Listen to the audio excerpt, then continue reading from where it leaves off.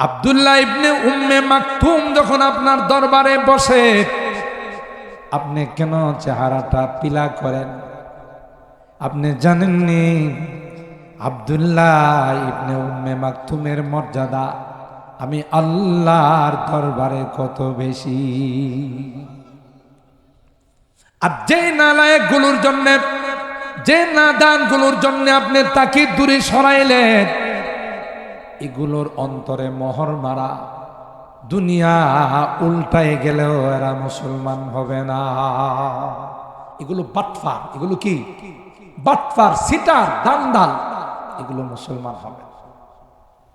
ঠিক যখন গরিব সাহাবীদের বেলায় আল্লাহর পাকের হাবিব যখন সিদ্ধান্ত নিলেন এদেরকে যদি কিছু সময় আমি দূরে সরাই রাখি তাহলে মক্কার কাফের মুশরিকরা ঈমানদার হবে, আল্লাহ নবীকে ডাক দেয়া কয়, ওয়ালা তাতরুদিল্লাযীনা ইয়াদউনা রাব্বাহুম বিল গাদাতি, ও নবী তাদেরকে আপনার দরবার থেকে সরায়েন।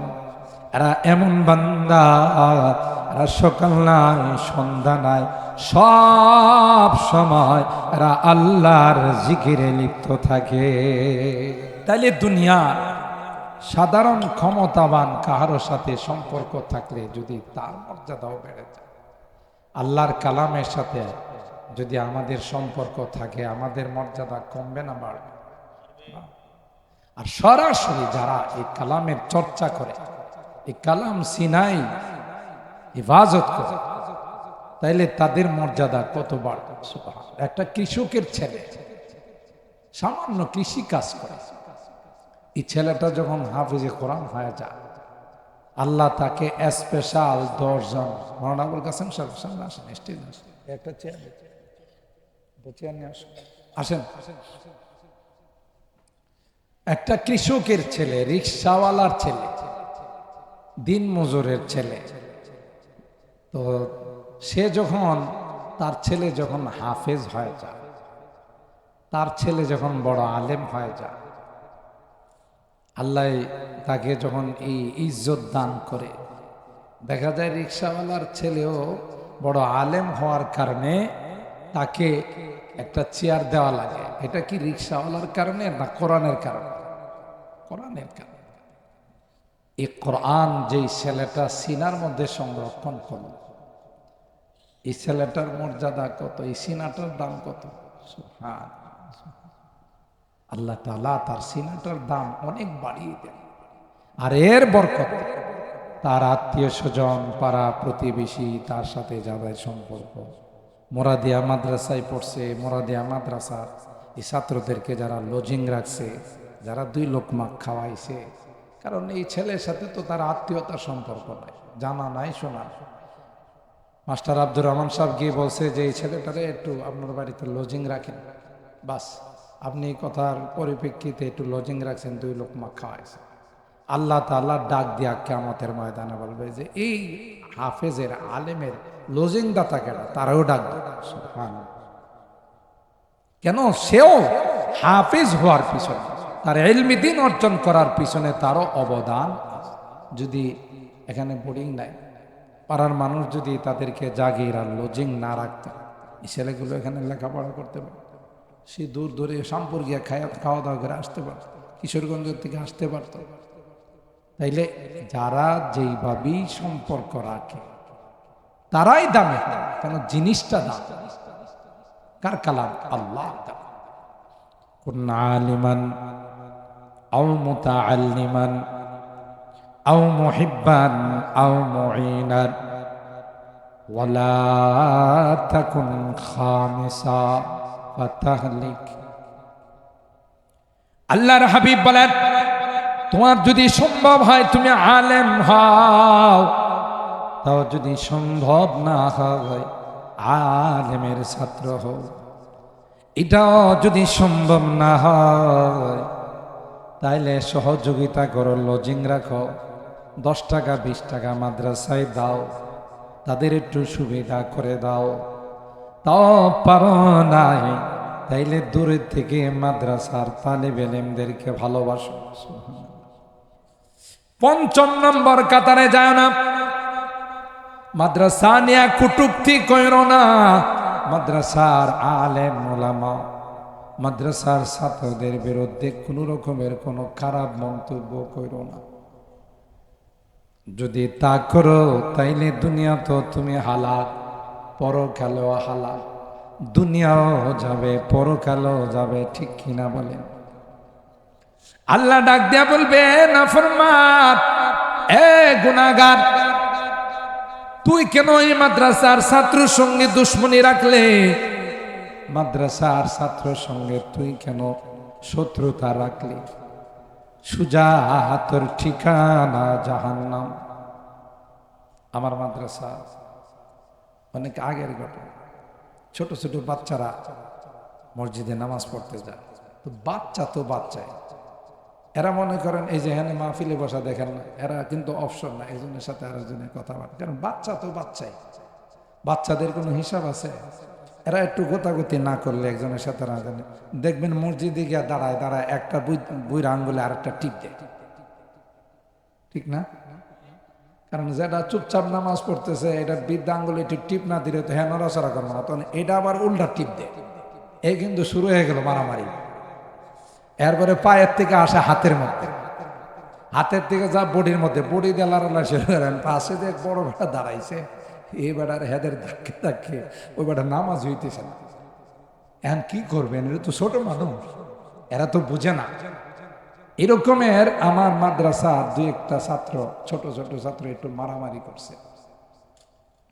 করছি কি, একজন জেন্টলম্যান, মানে হে মাদ্রাসার ছাত্ররে দেখতে পারে না, আবার এনে দেখছে একটু এমনি নাসুন না বুড়ি আরো পাইছে ঢুলের বাড়ি, হ্যাঁ নামাজ ফেরা মাইরা দিছে এক থাপ্পড় দিছি পরে আরো দুইজন মুসল্লি আসলে আর মাদ্রাসার ছাত্রদেরকে মহব্বত করে ধরে ফেলাইছে, ধরে প্রিন্সিপাল সাহেবের রুমে নিয়ে যাবে। আপনি থাপ্পড় দিলেন কিনলেন? দুষ্টুমি করছে, দেখেন দুষ্টুমি করছে, তাতে কি হয়েছে? নামাজের পরে আমি আমার অফিসে ঢুকছি, পরে দেখি যে আসামি লয়া ওরা এলাকার মানুষ দিয়ে ঢুকছে, কেউ এক একজন এক এক স্লোগান দেবে, ধরে বান্ধেন হুজুর বান্ধেন, আরেকজন করতেছে হুজুর আচ্ছা তাহলে লাগান কয়েকটা। করে বাবা কি হয়েছে আগে শুনি, সব দাঁড়াবে হুজুর আমাদের সামনে এর বিচার করে। আমি বললাম আপনি কি করছেন? হুজুর আপনার কিছু ছাত্র দুষ্টুমি করছিল, আপনি কি করছেন? আমি একটা থাপ্পড় লাগছে। ইয়া আপনার এত বড় সাহস! এখন আমি যদি এদের কাছে সাইরা দিই আপনার অংশ রাখবো না, সিমরাই শেষ করে দিব। আপনি এই কাম করলেন কি লেগে? দুষ্টুমি করছে। তা আমি দুষ্টুমি করছে, আপনি এই বয়সে কি ল্যাংটাসা আসিলেন? আপনার এই অফিস আদালতে কাপড় চোপড় আসিল? আর কথা পান কন কাপড় চোপড় আসিল না? এই যে বাচ্চাটা সুন্দর পায়জামা পাঞ্জাবি পইরা এই যে নামাজে দাঁড়াইছে, এটা শুকরিয়া সারা জীবন আপনি আদায় করতে পারবেন। এই বয়সে তো আপনি খেলছেন, এরে কিল মারছেন, এরে ভুসি মারছেন, এর গাছের বুড়ি বাইরে খাইছেন, এর গাছের আম বাইরে খাইছেন। আমার ছাত্রগুলো তো এগুলো করে না, এগুলো তো একটু দুষ্টুমি করতেছে, ছোট মানুষ। আপনি কামটা করছেন, ছাত্র দেখতে পারেন না, তাই না? বাহির থেকে তো স্লোগান একটা বলা, হুজুর কথা না, আগে হাত ব্যবহার করেন, করে রাখেন, হাত ব্যবহার করলে হবে না। এবার বেগতিক অবস্থা দেখে আমার পায়ে বেড়ে গেছে, হুজুর আমার ভুল হয়ে গেছে। আমি সাবধান, জীবনে কোনোদিন এই মাদ্রাসার ছাত্রদের গায়ে হাত তোলেন না, এগুলো নবীর মেহমান। সুবহানাল্লাহ বলেন। আল্লাহর হাবিব বলেন, ইন্না রিজালান ইয়াতুনা মিন আখতারিল আলাম ইয়াতাফাক্কাহুনা ফিদ্দীন ফাস্তাউসু বিহিম খায়রা। পশ্চিম পাড়ার মানুষ, সাথিয়ানের মানুষ, এই মাদ্রাসার ছাত্রগুলো কিন্তু আল্লাহ নবী বলতেছেন যে এটি আমার মেহমান। সুবহানাল্লাহ। কার মেহমান? আল্লাহর নবীর মেহমান। সুবহানাল্লাহ। নবীর মেহমান কি দামি না বেদামি? তোমাদের এলাকায় আসছে কোরআন শিখবার লাগে, এলমে দিন শিখার জন্য আসছে, পারলে 2 লোকমার ডাল ভাত খাওয়ায়, মহব্বত করো, আধা গ্লাস দুধ দিও, একটু ভালোবাসো, তাইলে এই পোলাটা যখন কিয়ামতের ময়দানে আল্লাহ বলবো জান্নাতে যাও, তখন আমার জাগিরদার কই, জাগির পিঠি কই, আর সারা জান্নাতে যাবো না। সুবহানাল্লাহ। বানানো কথা না, কোরআন হাদিসের কথা। সেদিন কিন্তু আপনার যে ছেলের জন্য আপনি লাখ লাখ টাকা খরচ করছেন, বিদেশে পাঠাইছেন 10 লাখ টাকা খরচ করে, পরে খালি হাত ফেরত হয়েছি, এই ছেলে এই কথা কিন্তু মনে রাখবো না যে আমার বাপে 10 লাখ টাকা খরচ করে আমার বিদেশে পাঠাইছে।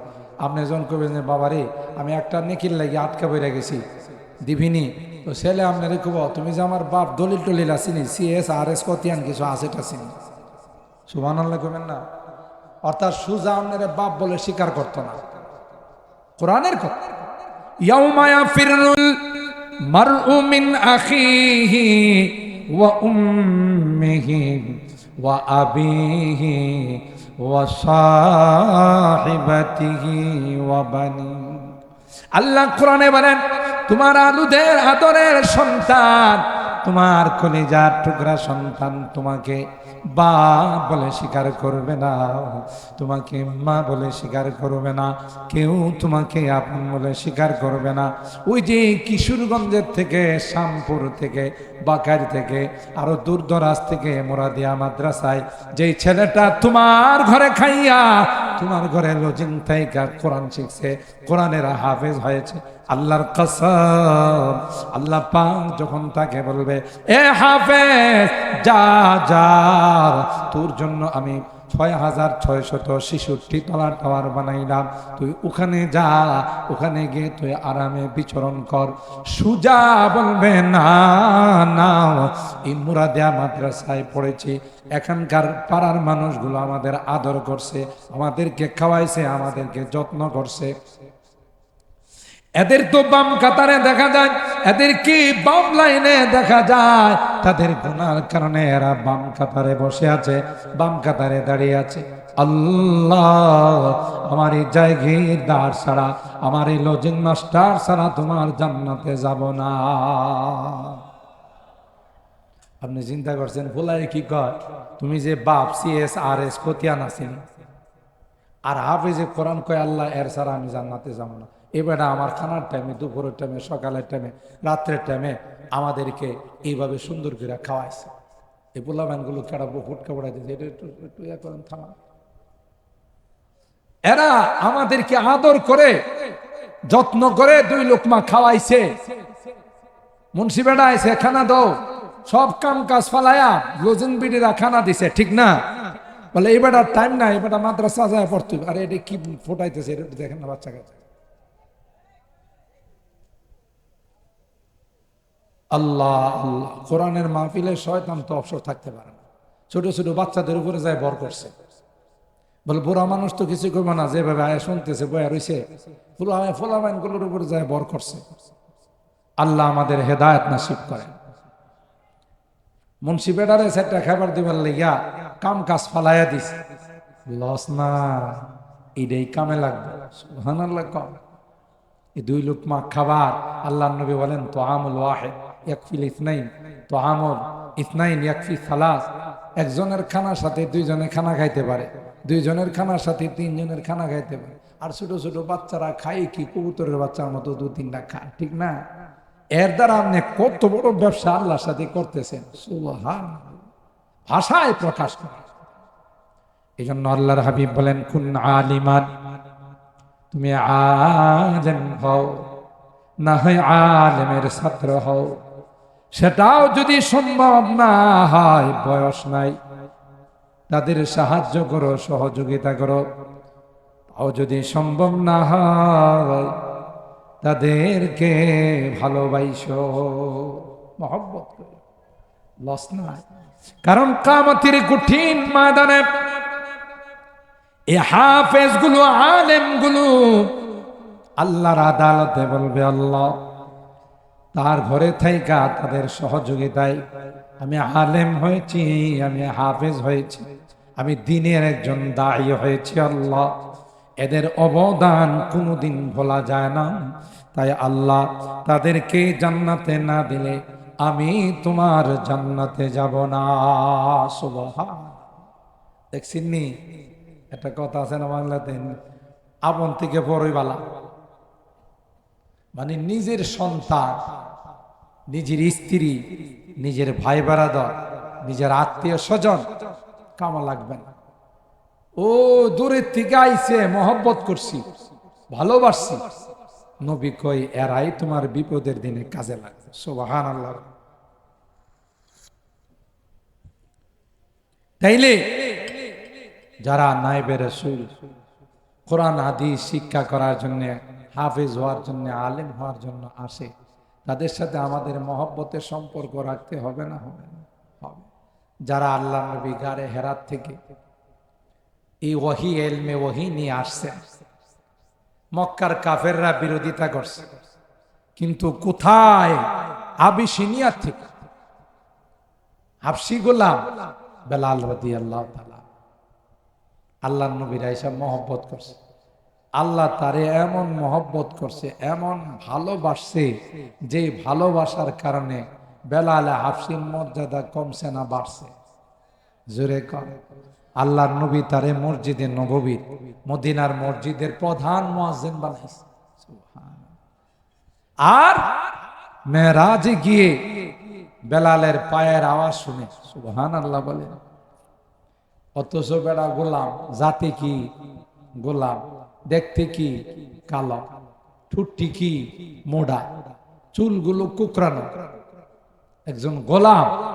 কিন্তু আল্লাহর নবীরে ভালোবাসার কারণে, আল্লাহর কোরআনকে ভালোবাসার কারণে আল্লাহ বেলালের মর্যাদা এত বাড়াইছে, এত বাড়াইছে, নবী মেরাজে গিয়ে জান্নাত ভ্রমণ করার সময় বেলালের পায়ের আওয়াজ।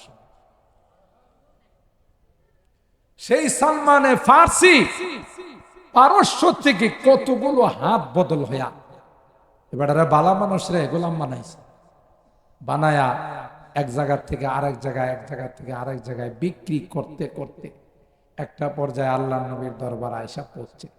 বাস আল্লাহ তার মর্যাদা বাড়াই দিছেন। সালমানে ফার্সি রাদিয়াল্লাহু তাআলা আনহু জান্নাতি ঘোষণা হয়ে গেছে। আব্দুল্লাহ ইবনে সালাম ইহুদিদের আলেম ছিলেন, তাওরাতের আলেম ছিলেন আব্দুল্লাহ ইবনে সালাম।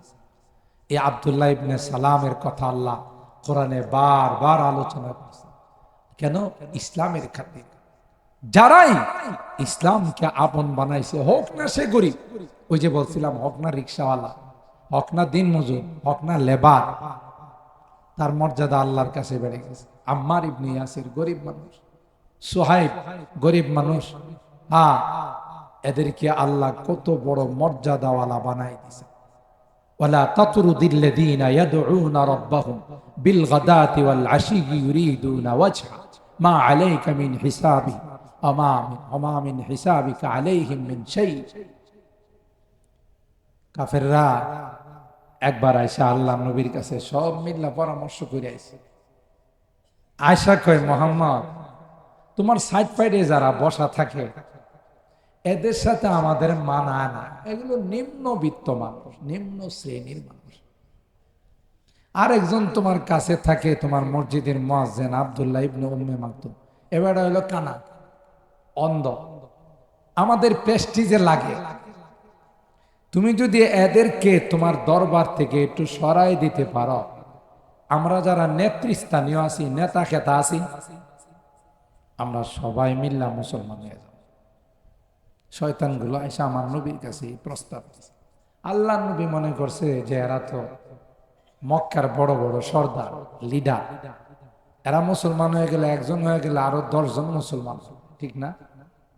এই আশা নিয়ে আল্লাহ নবী আব্দুল্লাহ ইবনে উম্মে মাকতুম অন্ধ সাহাবীকে বললেন যে তুমি একটু দূরে থাইকো, আমার দরবারে একটু কম আইসো, কারণ আমি যদি কোনো মতে এদেরকে মুসলমান বানায় ফেলাইতে পারি তাইলে সুবিধা হবে। এই আশা নিয়ে রাসূল আকরাম সাল্লাল্লাহু তাআলা আলাইহি ওয়াসাল্লাম আব্দুল্লাহ ইবনে উম্মে মাকতুমকে নিষেধ করছেন, গরিব সাহাবীদেরকে নিষেধ করছেন। বাবারে বাবা, অ্যাকশন, ডাইরেক্ট অ্যাকশন। সাথে সাথে আল্লাহ আয়াত নাজিল করে আল্লাহ নবীর ধমক দিয়েছেন। আবাসা ওয়া তাওয়াল্লা আন জাআহুল আ'মা ওয়া মা ইউদরিকা লাআল্লাহু ইয়াতাযাক্কা। এ পয়গম্বর, আব্দুল্লাহ ইবনে উম্মে মাকতুম যখন আপনার দরবারে বসে, আপনি কেন চেহারাটা পিলা করেন? আপনি জানেননি আব্দুল্লাহ ইবনে উম্মে মাকতুমের মর্যাদা আমি আল্লাহর দরবারে কত বেশি।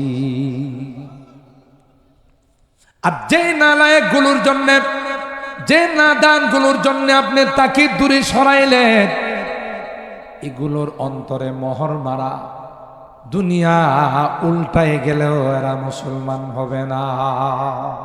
এগুলো বাটফার, এগুলো কি বাটফার, সিটার, দান্দাল, এগুলো মুসলমান হবে। ঠিক যখন গরিব সাহাবীদের বেলায় আল্লাহর পাকের হাবিব যখন সিদ্ধান্ত নিলেন এদেরকে যদি কিছু সময় আমি দূরে সরাই রাখি তাহলে মক্কার কাফের মুশরিকরা ঈমানদার হবে, আল্লাহ নবীকে ডাক দেয়া কয় ওয়ালা তাতরুদিল্লাযীনা ইয়াদউনা রাব্বাহুম বিল গাদাতি, ও নবী তাদেরকে আপনার দরবার থেকে সরায়েন। এরা এমন বান্দা, এরা সকাল নাই সন্ধ্যা নাই সব সময় এরা আল্লাহর জিকিরে লিপ্ত থাকে। তাহলে আল্লাহ পাকের দরবারে টাকা পয়সা দিয়া কোনো মূল্য নাই, বংশ দিয়া কোনো মূল্য নাই, চামড়া দিয়া কোনো মূল্য নাই, শ্বেতাঙ্গ কৃষ্ণাঙ্গ সুন্দর কালো দিয়া কোনো মূল্য। আল্লাহর দরবারে মূল্য হবে তার ভিতরের ঈমান দিয়ে। দুনিয়ার মধ্যে মানুষকে পদ পদবি দিয়া, টাকা পয়সা দিয়া, তার চেহারা দিয়া মূল্যায়ন করে, ঠিক না? হযরত শেখ সাদী রহমাতুল্লাহ আলাইহি কিতাবের মধ্যে লেখেন, উনি একবার এক দাওয়াতে গেছেন। দাওয়াতে গেছে পরে ওনার পোশাক আশাক তেমন সুবিধা ছিল না, নর্মাল পোশাক পরে গেছে আর কি, গ্রাম্য পোশাক। তো যারা আয়োজন করছে ওরা যখন উনি ঢুকতে চাইলেন, উনি তো একজন সম্ভ্রান্ত মানুষ, নামি দামি মানুষ, কত বড় কবি সাহিত্য,